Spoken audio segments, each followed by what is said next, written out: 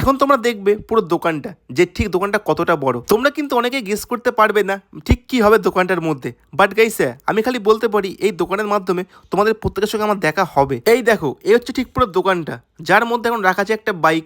আমরা দোকানটা নেওয়ার পরে পুরো দোকানটা আমাদের মেইনলি ক্লিন করতে হবে। এটা ছিল এক প্রকারের গ্যারেজ। শুধু দেখলেই হবে না, এখন এই দোকানের উপরে অনেক কিছু গাইস করতে হবে। পুরো জায়গাটা রং করতে হবে, নিচটা পুরো ক্লিন করতে হবে। আর ভাই দোকান খালি মুখে বললেই হয় না, দোকানের নাম, ব্র্যান্ডিং, ভাই অনেক কিছু কাজ বাকি। এখন তোমরা অনেকেই বলবে কমেন্ট বক্সের মাধ্যমে যে দাদা দোকানটা মেইনলি কিসের হবে আর তুমি এটা কবে খুলছো। দেখো দোকানটা কিসের হবে তা তোমরা জানতে পারবে একদম পুরো কালকের মিনি ব্লগটাতে।